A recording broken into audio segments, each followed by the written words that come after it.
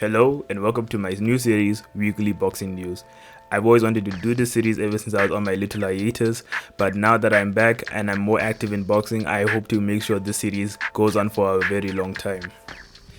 This weekly boxing news, I always do this format. I always have divisional changes, fight announcements, fight results that happened this week if possible, breakdowns of upcoming or lesser known fights, the next 2 weeks schedule after this video is uploaded, and many more things that you'll see as the video progresses. And also, I also like going through the bout organization changes and see people who move up or down the rankings in the divisional organizations. So I want to thank you all guys first for watching some of my videos and subscribing while I was on my hiatus. It really means a lot to me as it shows that you guys are really engaged with my channel and I hope to not disappoint you. So be sure to also like, comment and subscribe for more videos like this as I'll still continue the series no matter how many views it gets. But I hope to engage you guys and make sure you guys keep up to date with current boxing news. So anyways, let's get started with our first topic, fight results, and the fight that happened just this week. We have Edwards versus Yafai. Former IBF flyweight champion Sunny Edwards would take on gold medal Olympians Galal Yafai in a 12-round bout where from the beginning of this fight we already saw that Edwards wasn't even competitive as Galal Yafai imposed his pressure and strength to bully Edwards for all 6 rounds where eventually it would be stopped in the aforementioned 6th round. This was surprising to me as I didn't expect Edwards to be dominated so easily as the only person to do that to him was unified champion Jesse Bam Rodriguez.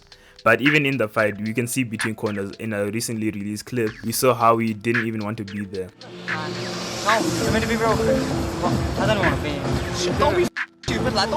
Anyways, this is a massive win for Yafai as this is a top 10 opponent that he's beaten and the top of the division, and he has captured the WBC interim flyweight title, and this secures him in a bout for the future in 2025 against WBC flyweight champion Kenshiro Teraji, who is the former ring, lineal, WBC and WBA light flyweight champion. After this fight, we would get shocking news as Sunny Edwards would retire from boxing.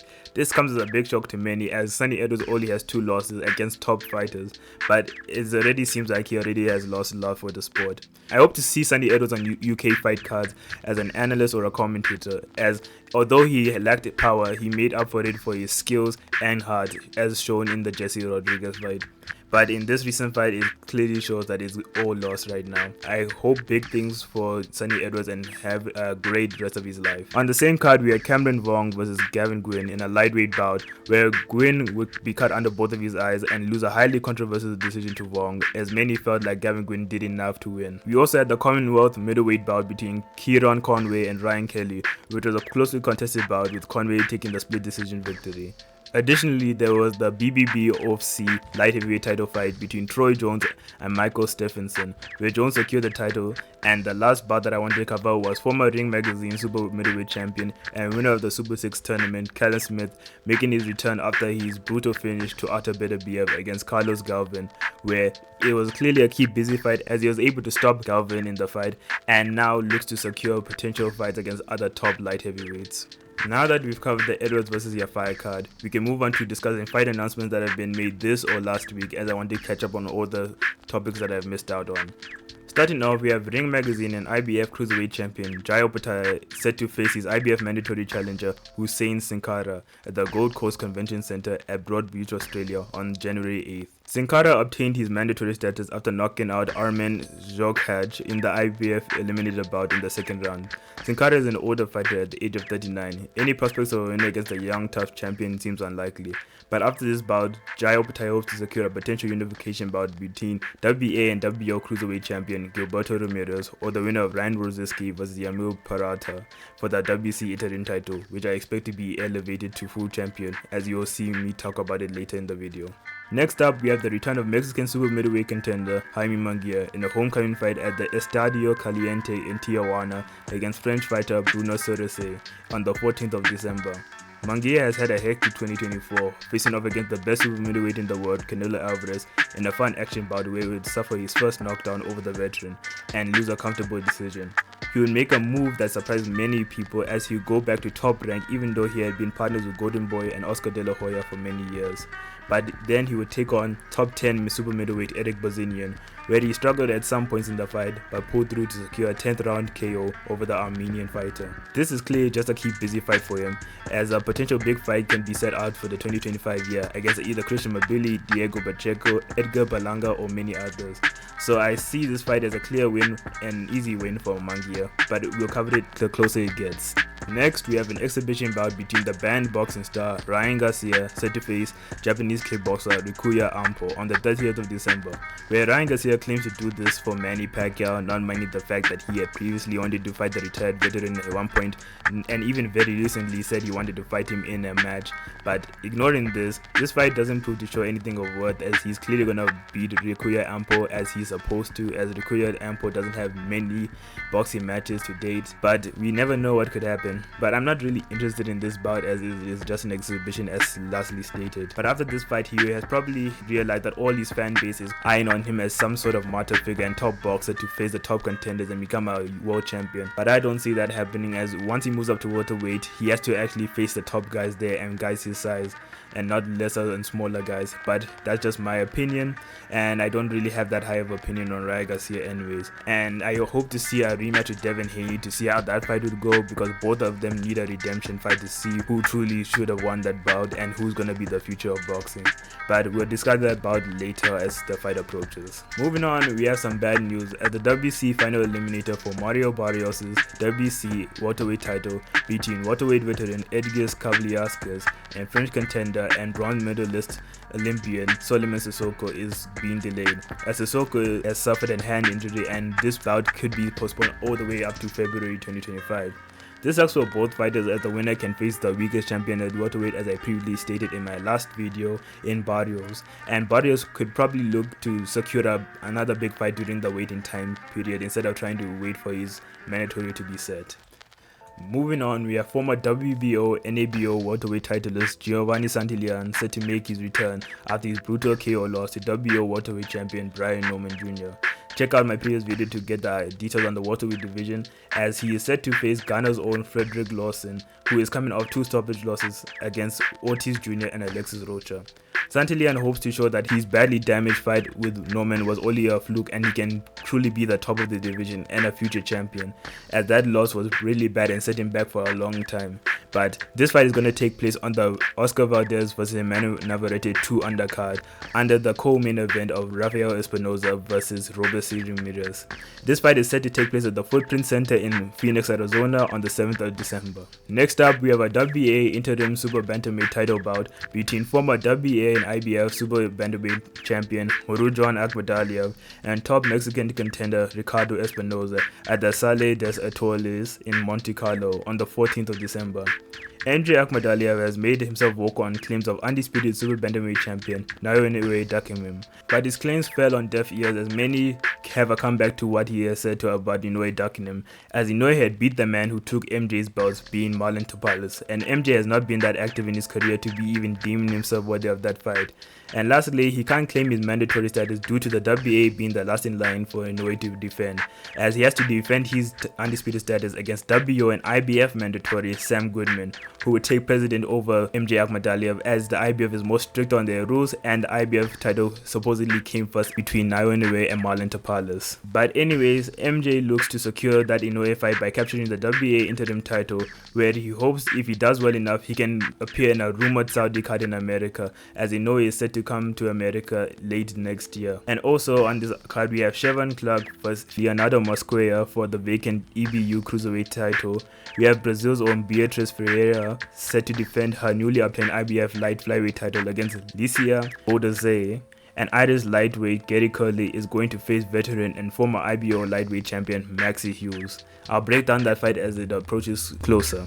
Next up, we have a WBC interim cruiserweight bout between hard-hitting Canadian Ryan Rosiski facing off against former adversary Yamil Peralta at the Center 200 in Sydney, Canada. Rosiski barely managed to escape by a decision win over Yamil in his only decision win in his 20-win career, 19 KO and 1 loss record. He was screwed over this entire year by the annoying WBC cruiserweight champion Noel Govor Mkalian, where Mkalian would pull out of his bout a total of 5 times, where this can all be pinned to his affiliation with Don King, who works with Mkalian.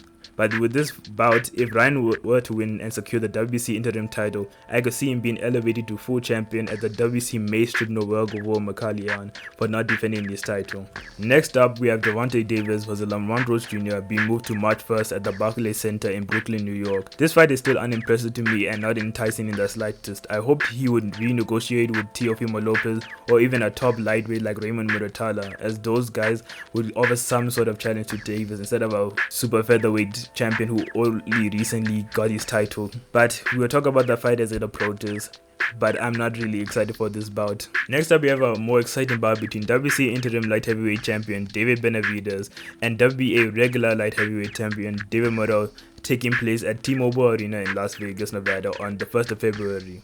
This is a good fight as both have a good hype behind them and their talent to become future stars in the division. Benavidez has supposedly left the Canelo hype train behind as he's looking to build on his own career off of his own name. As with the Saudis backing him to face the winner of Better Beer vs. Bivol, he looks to have a future career where he can become a pound-for-pound top fighter.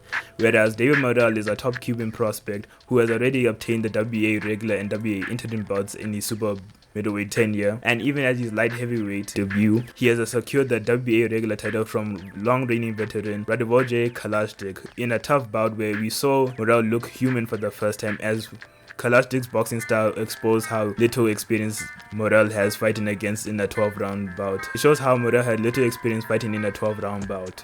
But this can also be turned on David Benavidez, as his bout with Alexander Gvozdyk showed that his usual strength that could be found at the 168-pound division was clearly stuck there due to his massive size.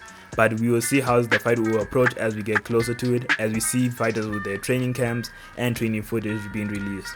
But for now, I would slightly lean to the edge for David Morrell, as he didn't show many signs of losing strength, only signs that he can't last for the 12 rounds, which is Benavidez' strong suit. But I feel like if Morrell does well enough to manage his stamina, he could get Benavidez out of there. On the same card, we have former unified super bantamweight champion Stephenson taking on the newly elevated WBC featherweight champion Brandon Figueroa in a highly anticipated bout. Their last fight caused some controversy, as many felt that Brandon Figueroa did enough to win, but Fulton still managed to fight on and secure a unanimous decision win. But anyways, I think this fight will go to Figueroa's favor this time, as we saw how Fulton looked in his last fight with Carlos Castro, as he was struggling to keep him off of him, and he was even dropped, whereas Brandon Figueroa had easily stopped Castro in his fight with him. Next up, we have former WBA super lightweight champion Isaac Cruz facing off against Angel Ferrero, where Cruz hopes to pick up his scraps of popularity before it fades. Lastly on the card, we have Jesus Ramos Jr. facing off against former unified super welterweight champion Jason Rosario, where Ramos is not going to leave it in the judges' hands after his previous bout with Lubin, where many thought he deserved the win just from his aggression alone. Moving on, we have a heavyweight bout between veteran Derek Chisora facing off against former EBU heavyweight champion Otto Wallin at the Co-op Live Arena in Manchester on the 8th of February 2025. This seems like Chisora's last hurrah, as he faces off against a tricky boxer in Otto Wallin. This was supposed to be a Jarrell Miller bout, but negotiations fell apart. So I want this to be Derek Chisora's last fight, as he has offered a lot to the sport and has given us a lot of great fights. And maybe if he was lucky, he can secure a Saudi fight against a rising prospect and retire, passing on the torch to another young up-and-coming heavyweight. But in this fight, I still see Otto Wallin getting the victory due to his boxing style being tricky for Chisora, who is more of a plodder nowadays, and his old age is clearly showing. On the same card, we have Zach Parker facing off against Willie Hutchinson, Jack Rafati facing off against Kane Gardner for the WBC International Super Lightweight title, BBB OFC British Super Lightweight title, and the Commonwealth Boxing Super Lightweight title. The last fight we have on this card is Masood Abdullah defending his Commonwealth Featherweight title against Zach Miller. The next upcoming bout we have is between welterweight contenders Alexis Rocha vs. Raul Curiel at the Toyota Arena in Ontario, California on the 14th of December. Featured on this card is a super welterweight bout between Charles Conwell facing off against Gerardo Vergara. Next up, we have a small card in Japan between IBF bantamweight champion Ryosuke Nishida and Thailand's own Anuchai Donsu at the Sumiyoshi Sports Center in Osaka, Japan on the 15th of December. Nishida doesn't have much experience with only 9 fights and only 1 KO, making him not much of a power puncher, but I still see his skill level and I think he can edge out a clear decision victory over Donsu. And I hope this could lead to future unification bouts at the bantamweight division with the other Japanese champions. Next up, we have former top heavyweight contender Dillian Whyte returning late this year on the 15th of December to face off against Ebenezer Tete at the Europa Point Sports Complex in Gibraltar. I'm not clearly sure why they chose this obscure location, but I think Dillian Whyte will get it done and finish to Tete in the mid rounds. Next up, we have a light flyweight bout for the vacant WA super title between Eric Rosa and Neider Valdez at the Pabellon de Karate Centro Olímpico at Santo Domingo, Dominican Republic on the 19th of December.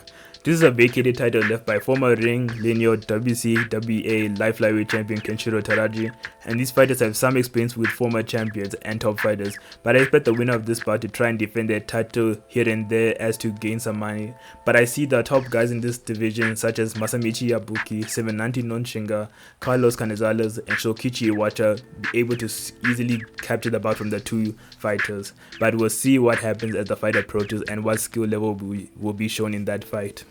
Lastly, on this fight announcement section, we have the vacant IBF super flyweight bout between Mexican fighters Wilbaldo Garcia Perez and Rene Calisto Bibiano at the Twin Messe in Shizuoka, Japan on the 21st of December. As mentioned before, WA super flyweight champion Puma Martinez vacated this title due to the IBF shenanigans, and this is another example of the IBF giving weird mandatory positions to little known fighters, but still there's a good opportunity for them to at least obtain a title and world championship pay, and I'll cover the fight as soon as it approaches.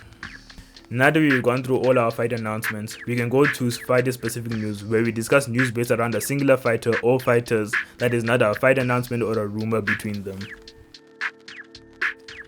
First off, we have former unified lightweight champion George Kambosos Jr. signing a co-promotional deal with Eddie Hearn's Matchroom Boxing. I already see this as a signing of a potential opponent if Liam Potter were to defeat Richardson Hitchens, so they can have a big homecoming fight in Australia as it will result in a big money fight for both of them, but we have to wait for that fight to pass. In my opinion, it is a good move as Top Rank has no one for George Kambosos Jr. at the moment, and George Kambosos Jr. is already on a technically 4-fight losing streak and can clearly only be used for entertaining bouts. Additionally, Matchroom has signed Olympians Pat Brown and Ray Moana Jr.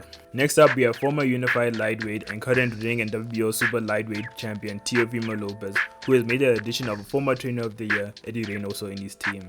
I see this as a hint for him to move up to welterweight, as his super lightweight run has had its ups but mostly downs, as he has had bad fights where he either should have lost or had a boring fight, with the examples being Sandro Martin, Jermaine Ortiz, and Steve Claggett.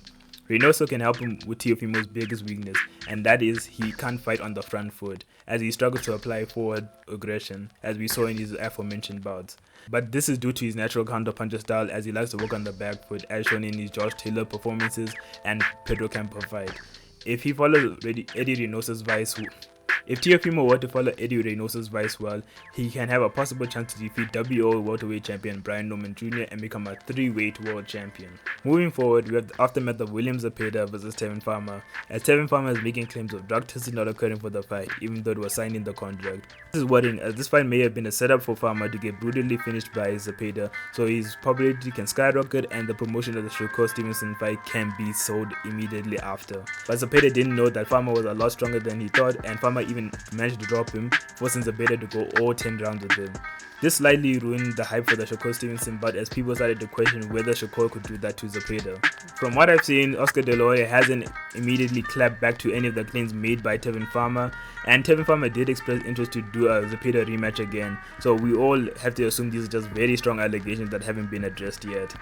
Also, moving forward, you also see that William Zepeda has also suffered an injury, so he had to pull out the potential bout with Shakur Stevenson, as he has said he had injuries on his left hand. This injury is said to put out William Zepeda for 6 to 8 weeks to give him time to just recover. In my opinion, this is slightly suspicious from me, as Oscar De La Hoya has a weird tendency of maneuvering in obscure ways that only find a way to benefit him and his fighters, as we have seen with the way he wanted Shakur Stevenson to be signed to Golden Boy to even have a fight with William Zepeda, but that's just another story for another day. And this was already shown in the first time the fight between him and Shakur was even rumored, as it was immediately claimed by Shakur Stevenson that William Zepeda would not fight him in the Dimitri Bivol vs Beterbiev undercard due to him having his child, but he would go on to renegotiate a fight later that month with Tevin Farmer. But that's all just rumors and speculations, as we would only have to wait for the fight to be truly made and receipts to be pulled out for people to actually start making serious claims about this. Next up, we have big news for welterweight Conor Ben, as he is being cleared up by the National Anti-Doping Panel to return boxing in his home country of the UK. This comes after he's long banned from fighting in his home country for about 2 years, but this could set up a potential bout between WC welterweight champion Mario Barrios, but we'll see how that story develops in the future. Moving on, we have lightweight prospect and Mayweather prodigy Kamel Moulton missing his weight of his 133-pound catchweight bout between Brian Mercado on Danny Garcia's promotion, Swift Promotions, by a shocking 15.7 pounds, which is really disappointing as this was a catchweight bout already, and missing weight by that much is weird as he had made weight earlier in August. But that doesn't matter as he's still early in his career and there's not much to focus on him about, as there's not really any major bout you will see him in for a couple of years. So we move on. Next up, we have a heated back and forth between Liam Potter and Richardson Hitchens, with Potter pointing out Hitchens' lack of power and Hitchens questioning Potter's punch resistance as they were dropped by a former opponent whom he didn't fall to. In my opinion, there is some angling, but here are the facts. Potter survived and defeated the hard-hitting puncher Subriel Matias, who had made his last 5 opponents retire in their corner. But Pardo took the fight and got the win over the boogeyman. With Hitchens, he survives hard shots from guys like Gustavo Limos, but in the same fight it was clear to some people that he should have not gotten that victory as the scorecards were just too wide. Pardo has also made claims questioning Hitchens' bravery, where I see the story as it is. Richardson Hitchens faced Gustavo Limos in a final IBF Super Eliminator title bout, where he would edge out the victory very narrowly. After this, he would go on to make claims that he didn't want to fight any IBF eliminator bouts or even title fights against champion Subriel Matias, as he said the weight cut is too much for him and the IBF's 10-pound rehydration limit already was affecting him. So he immediately just ducked out of that fight. And they immediately called up Liam Potter to face Puerto Rico's own Subriel Matias in his hometown and in his backyard, where he would win the decision and clearly show that he was levels above what others expected of him. I'll make a full card breakdown in the coming days as the fight approaches, but Hitchens has a difficult style being a boxer who sticks on the outside and punches from a safe distance, and he has a bigger dimensions for the division. But Pardo makes use of his great strength advantage, having more knockouts than Hitchens, and he has a good southpaw jab and left hand. So we'll cover that fight in a whole video by itself, but for now I slightly lean towards Liam Pardo to get it done against Richardson Hitchens. Lastly, we will talk about fighters who look to return, and those are being Liam Smith, David Avanesian, and Andrew Maloney. As Andrew Maloney wants to come back from his retirement, David Avanesian wants to return from his loss to Jaron Ennis, and Liam Smith is looking to come back after his ailment that made him pull out of the Josh Kelly bout at the UK Saudi show. Now with fighter-specific news covered, we move on to a segment I'm interested in the most, and that is the organization ranking changes, where I cover massive changes in organization in each division where I see them. And some of them will be left out as I don't see many massive changes, as some will either be moving up one or up down. It doesn't matter, but some of them I will actually cover them as they could be clear indicators of potential title fights you could see in the future, or we can see some interesting prospects emerge that you will hear about now that we will see grow in the future to come. But anyways, let's get started with this section. You can skip to this time if you don't want to go through all these divisional changes and would rather skip to the next segment, but if you want to stay on, keep watching the video.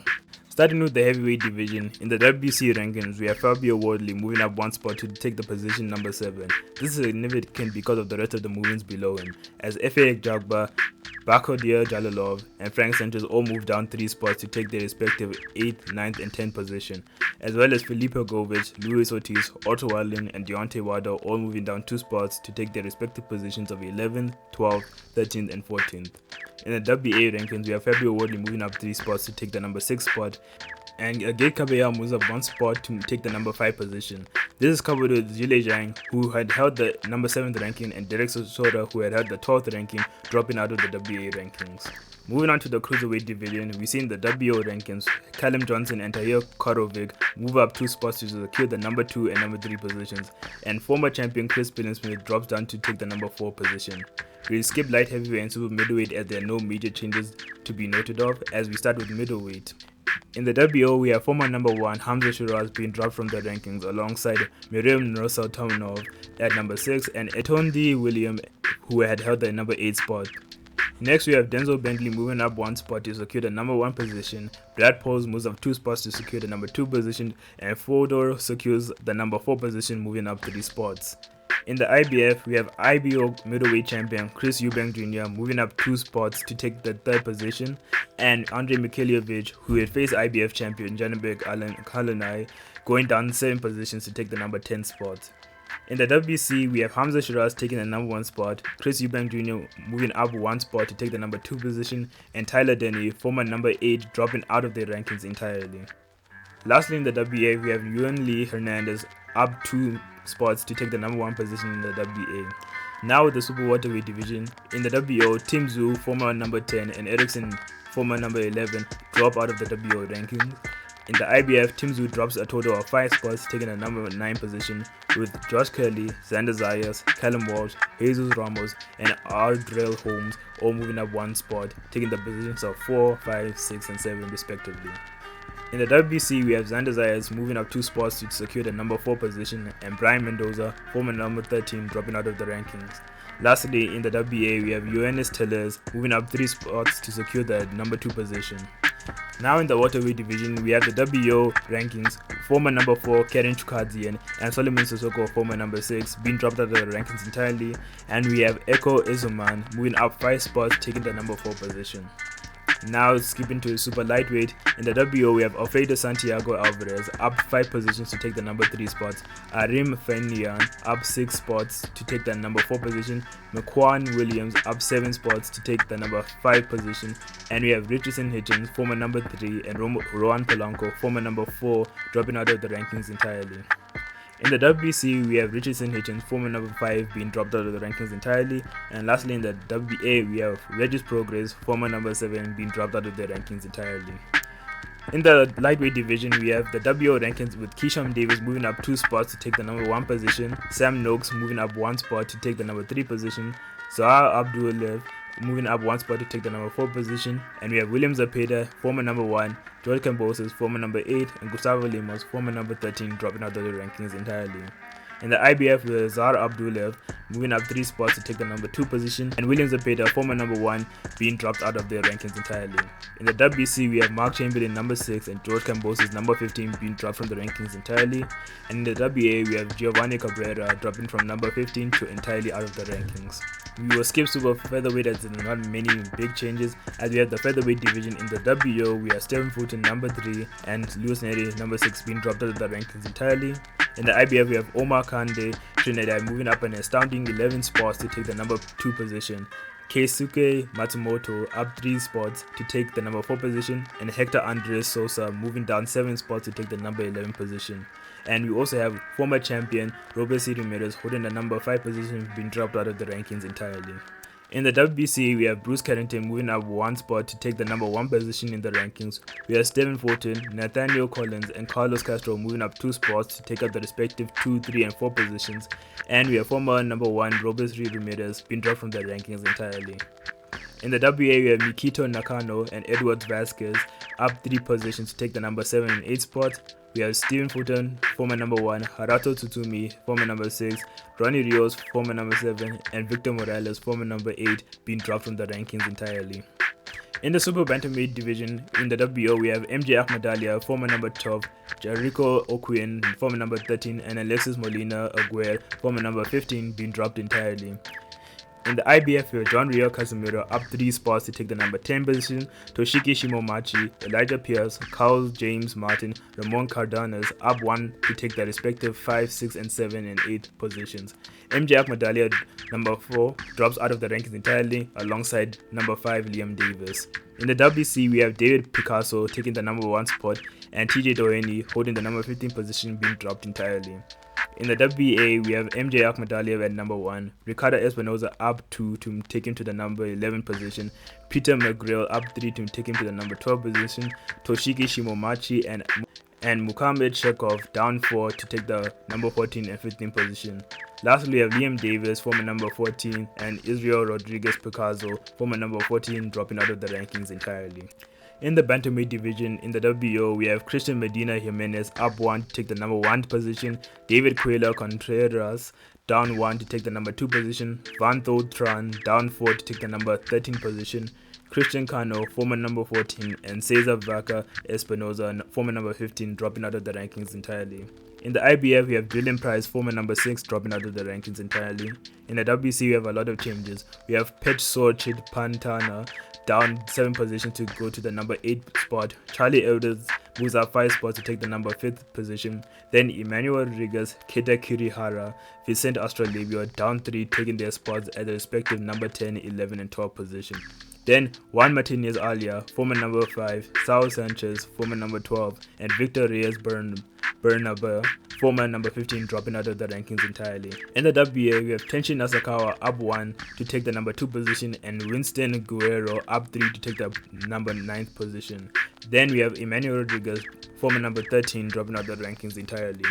Now at the super flyweight division, we have Christopher Rosales, former number 4, and Yahir Frank, former number 14, dropping out of the rankings entirely. In the IBF, we have former number 6, Kazuto Ioka, dropping from the rankings. In the WBC, we have Kazuto Ioka and Andrew Maloney up 1 to take the respective number 2 and number 3 position. We have J.R. Ruqueno up 4 to take the number 6 spot. We have Ricardo Malajika, So Rongvisai, Argi Cortez, and Suzumi Takayama down 2 to take the respective positions at number 7, 8, 9, and 10th. Yahir Frank is down 4. We have lastly Juan Francisco Estrada, former number 2, Scrappy Ramirez, former number 14, and Willie Baldo Garcia Perez, former number 15, dropping out of the rankings. In the WA, we have Elton Derry, Kazuto Yoko, Scrappy Ramirez, and Suzumi Takayama down 1 to take their respective positions at the number 5, 6, 7, and 8 position. Then we have Rene Calisto Bibiano, former number 8, and Wilbaldo Garcia Perez, former number 14, dropping from the rankings entirely. Now reaching the flyweight division, we have Francisco Rodriguez Jr. up 1 to take the number 1 position, Alim John Nazarov taking number 2 position, moving up 1 spot, Juan Carlos Camacho up 3 spots to take the number 3 position, Felix Alvarado up 3 spots to take the number 10 position, Yoeli Melja Mosqueda up 3 spots to take the number 12 position, Sonny Edwards, former number 1, Galal Yafai, former number 10, Jason Mama, former number 12, dropping from the rankings, as Galal Yafai would be elevated to WC interim champion and Sonny Edwards has retired. In the IBF, we have Hiroto Kyoguchi up 4 spots to take the number 4 position, and Vince Perez down 4 spots to take the 8th position. Lastly, Andres Campos, former number 11, drops from the rankings entirely. In the WBC, we have Francisco Rodriguez Jr., Angelina Godova up 2 positions to take the number 1 and 2 spots respectively, Christopher Rosales down 6 spots to take the number 8th position, Juan Carlos Camacho, former number 15, drops from the rankings entirely. In the last organization, we have WA, where Vince Perez, former number 6, drops out of the rankings entirely. In the light flyweight division, in the WO rankings, we have Rene Santiago Garcia up 4 spots to take the number 2 position, Tanong Sag Simsri, Jason Vason, Mpumelelo Jabalala, and Vince Perez down 1 to take their respective positions at the number 3rd, 4th, 5th, and 6th position, and former number 14 Ricardo Estivilca drops out of the rankings entirely. In the IBF, we have Kyosuke Takai and Masataka Tanaguchi up 2 spots to take their respective positions at number 5 and number 7. And Azio Vela, former number 14, and Adrian Curio, former number 15, drop out of the rankings entirely. In the WBA, we have Rodrigo Ramirez, former number 7, dropping from the rankings, Kyosuke Takami, Azio Vela, Jason Vason, Angelo Costa up 1 to take the number 7, 8th, 9th, and 10th positions respectively. And in our last division at the minimum weight, in the WO, we have Edwin Kano and Ronald Chacon up 1 to take the respective number 4 and 5th position, Panya Pradaspri down 2 to take the number 6 position, Hassan Boy Dasmatov, former number 10, drops out of the rankings. In the WBC, we have Yuda Shigioka, Joey Kanoe, Hassan Boy Dasmatov up 1 spot to take their respective positions at number 1, 2, and 3. Kenshiro Shigioka, Shiokolwa Kuse, Alex Winwood, Hoki Kobayashi up 2 spots to take their respective positions at number 4, 5, 6, and 7. Luis Angel Castillo down 7 to take their respective position at number 8, and Dian Sheng Zhou, former number 5, drops out of the rankings. In the WBA, we have Genjiro Shigioka and Vic Salada down 1 to take their respective positions at number 6 and 7, and lastly, Masataka Tanaguchi, former number 7, drops out of the rankings.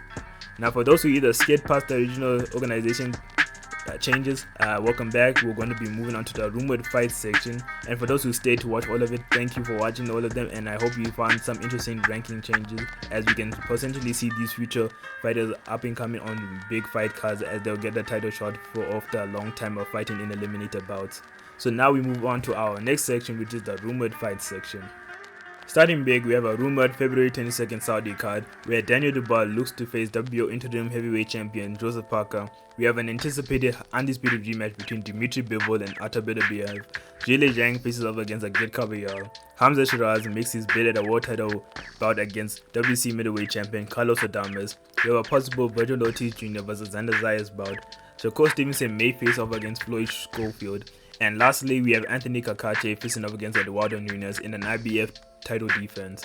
This is possibly the greatest card I've ever seen in boxing, and we unfortunately had the Enes vs Ortiz fight collapsing, but everything else makes up for it, as this is a great card and possibly the greatest in boxing history.